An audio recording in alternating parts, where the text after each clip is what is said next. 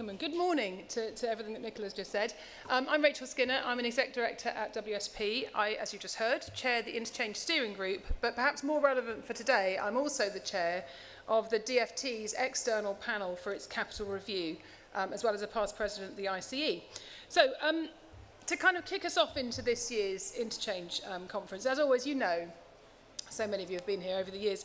This is always the event where we try and kind of catch and bottle and distill the essence of the moment as it relates to people working across the transport sector, and particularly where the worlds of energy and digital and similar increasingly overlap and join in with that. And one of the hallmarks of Interchange for me is that, yes, it's big, and it's fantastic, bigger than ever this year, but not so big that it kind of loses its personality, if that makes sense. Normally, I'd be standing here, having done this several times before, and relay to you a sort of a slightly amusing story of how we sort of planned the conference topics, then we replanned them, and we re-replanned them, and we kept changing it right up to the last minute. But actually, the run-up to this year feels a bit different, because I think actually this time around we've got a bit more focused, and maybe that's partly lessons learned in terms of previous years, but actually I think it's also just a reflection on the fact there is just so much stuff going on out there, and it's really, really important that we home in and concentrate on the things that we can do to address that and actually start to make some, good difference in terms of what we're all actually trying to do. Because 2024, and I guess now into 2025, has really been a year of pretty crazy change. And I was looking back, actually, funnily enough, you can't get rid of these things, can you? I look back in my memory archive that is LinkedIn posts and OneNote pages and all the rest of it. And I actually spoke a few years ago about having to get more comfortable with the idea of change. And at the time then, I was thinking more about post-COVID shifts and digital shifts and the early days of the decarb-led shifts that were building momentum, I guess, at that point across our different sectors, and the need to move with those times. But actually the point still stands now, I think. And if we kind of imagine ourselves as almost like time tourists over the last few months, we know we've been living through, as a kind of a first stop on our little journey, things we weren't expecting to see over the last, say, year or so. We did not expect that Rishi Sunak would call a snap election before the autumn, way ahead of the end of the possible window of the time for that process. We also probably didn't expect, although perhaps those of us who went round the previous government shift might have somewhat predicted this one, we didn't really expect that straight out the gate from that election result we'd have quite so many new strategies all planned with the same deadline of spring 2025.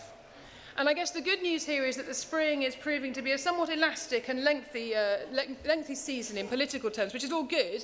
And I don't need to talk through all of this now, but you'll hear across the sessions over the next couple of days, you all know we've got new strategies coming in for infrastructure for the next decade, a new integrated national transport strategy, rapid planning reform, rapid devolution, all sorts of stuff going on out there, and all of them with really brutal timescales. And all of them moving at a pace, which means it's really difficult actually to kind of do anything but put the blinkers on and look forwards on each one of those individually, when actually what we should be doing is looking left and right and making sure the whole thing actually joins up. Because otherwise we're going to end up setting off in 55 different directions at speed, but perhaps not with much direction in the grand scheme. On skills, things we perhaps didn't expect to see. New CBI research out just last week, which shows that despite the fact the economy overall is relatively flat in terms of growth right now, which we know is causing a bit of angst around senior political circles, but did you see the stats that come out from the CBI that suggest that in terms of the net zero economy, there's actually 10% growth in the past year alone? We've got supply chains and a sector as a whole with a value of nearly 85 billion now, and nearly 1 million jobs. And those aren't just jobs in London, they're not just jobs in the main cities, they're actually spread all over, and they're far more productive, 40% more productive according to that research than the average, and on higher wages. So that's not just about the immediate pieces to do with the actual energy transition. Actually, transport and digital are called out as sectors where there are particular hotspots for change and growth. That's perhaps something we didn't expect to see at that sort of pace, but it's good news. Less good news, to kind of sort of pair that one off, what we didn't expect to see was that in terms of industry diversity, what we've actually seen in the past 12 months is a drop on the lead indicator of the proportion and the number of women in engineering. It's an absolute drop in the past 12 months. Now, if we're going to take that seriously, if we actually want people like us to reflect the communities we actually serve out there, we have got to get a grip on that, and that is definitely a work in progress.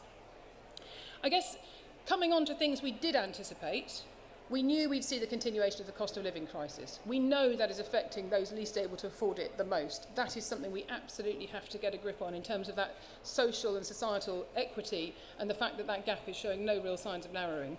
We know we're seeing continued funding pressures. We know we're seeing growing competition between the government departments to chase after scarce resources, time, money and so on, but recognising once again they're all going to have to do more with less. And I guess more positively in terms of things I guess we did anticipate, the continued explosion in terms of digital solutions and AI and the way that's affecting our sectors, and for my view at least, the way that we should be all embracing that and figuring out how best to take advantage of it so that we can get our time, our brains onto other things that need our attention as well. And I guess last on my little tour, things that a lot of us perhaps were hoping we wouldn't see in 2024, or at least in the past year, including the last couple of months as well, but in fact have come to pass. It pains me to say it, but 2024, as confirmed recently, it was the first year where we have materially breached the Paris Agreement thresholds. We are now at a point where we've passed the first ever year where we have a 1.6 degree temperature rise since pre-industrial levels. Sea surface temperatures are at their warmest ever. Biodiversity losses continue to climb. Greenhouse gases now at their highest ever concentration. So anybody who thinks that we're doing all this stuff and we're getting a grip on it and we're nearly there and all the rest of it, it's nonsense.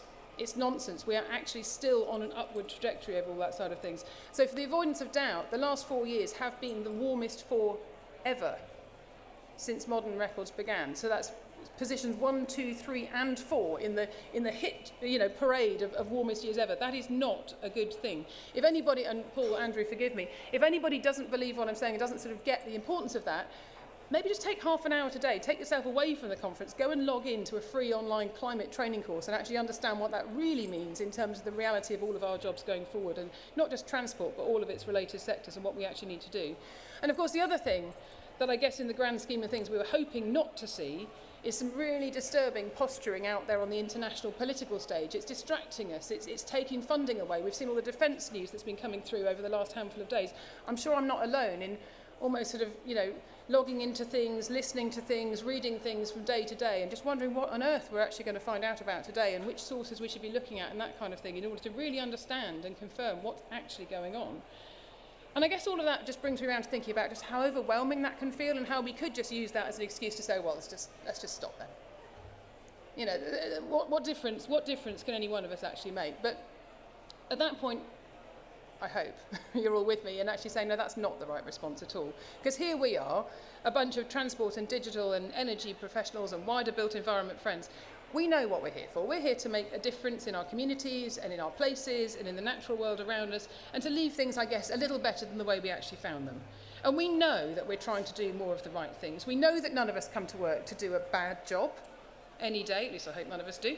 And even if the objectives being growth and social equity and environment, yes, of course they cause tensions. Of course it's difficult. Of course it's messy. If it was easy, we'd have fixed it ages ago, right? But we're trying to do all of that, and we have to keep trying to do all of that against this groundswell of constant change. So in terms of how we cope with that, to me, really the only natural response, the only logical response is just to home in on the bits where we can control things, where we can influence change, where we can essentially bring through what we know good, or at least a bit better, I suppose, looks like. And I felt a real boost, and I know I've seen quite a few people already this morning. There are people I've worked with and been involved with across various external panels and groups and similar, so not just the DFT Capital Review panel, but also the Infrastructure Client Groups, Climate Task Group, the ICE's Decarbonisation Community, the Royal Academy of Engineering circles on equity and climate technology and similar. Across all of those different communities, I am seeing the same reaction in terms of people saying, right, so what is it we can actually do? Because there are some really big common themes that are emerging through where we can support the government missions, we can be clear about what we actually can do to help this, and we know how that could and should actually work best in a world where we know funding is short, time spans, attention spans and so on are shorter probably, and where the distractions are just going to carry on. So there's no point waiting for the good moment, we just kind of have to get on with it. So in the UK, with growth now as our primary mission, but other missions as close cousins alongside that, I think we're really fortunate actually. We're fortunate that transport and wider connectivity, and there I mean both digital and physical, they are clearly enablers of growth.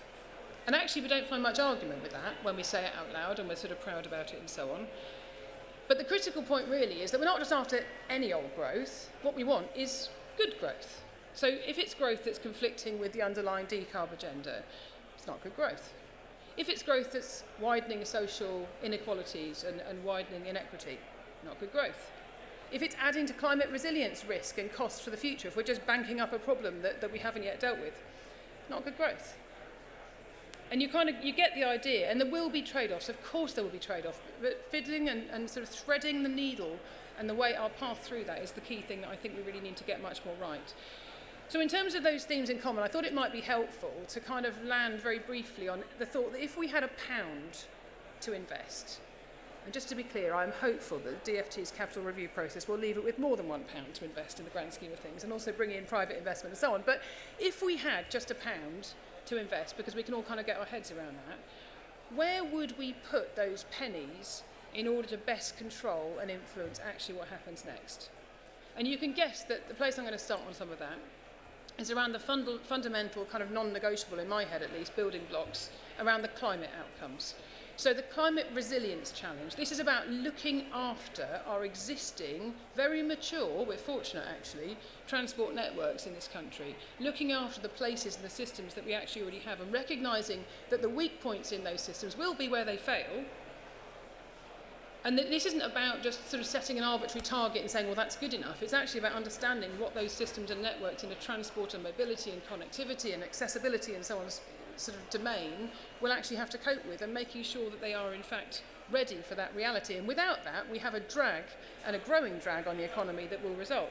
The decarb challenge, of course, you know I'm going to talk about this one. I don't probably want to go on about it too long right now. It's great that we've grasped it.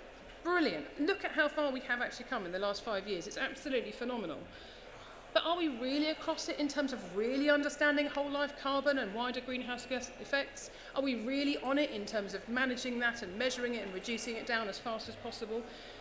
I would suggest that in some cases we're getting better, but it's absolutely not a work that's finished, and there's absolutely no way that we're doing anything but continue to understand and get a grip more and more and more on that monumental challenge. And I'm well aware that there's quite a lot of you listening now and will be here over the next day or two, where you're sitting inside local authorities or other organisations with a 2030 net zero goal. And in that time, our definition of what that means, our understanding of what change is required, it's fundamentally changed. But the policy, the strategy, the direction of travel remains, and we have to do our best to try and address that. That is really not an easy thing to do, because all of that change is going to land at the local level. The behaviour change, the travel behaviour change, the energy, the home domestic situation, in terms of everything that we're going to have to come through, it really is very, very fundamental, and it's really, really sticky in terms of the shift. The second bundle of kind of the three areas I guess I just wanted to really briefly touch on here in closing is around the outcomes for place and productivity and new homes. We know we're living with a government that's keen on growth and new homes. We also know that we have existing centres with a productivity gap, especially when we compare ourselves to other places, especially around Europe and so on. There is a heap of stuff we could do differently to join all of that together and really think about how we invest differently. Take that pound, I know it's getting thinly stretched by now, but we take that pound and a few pennies of it and we just think about how do we do better to reconnect or to better connect inside our existing centres and also between them, because if we get that much more right, it will really help us. And we can see examples around the world, and particularly in Europe, where others have done this to a greater degree, and it works in terms of growth, and it works in terms of sustainability and so on. So we really could make a difference there. And the final piece is around personal well-being, and this is one where it's slightly different actually in terms of that sort of pound invested. Yes, it's still an investment up front, and here I'm talking about things to do with active travel, for example. But this is the potential for transport investment now to drive cost reductions in the longer run because of the health and well-being, and I mean mental and physical health benefits that we get through investment in active travel.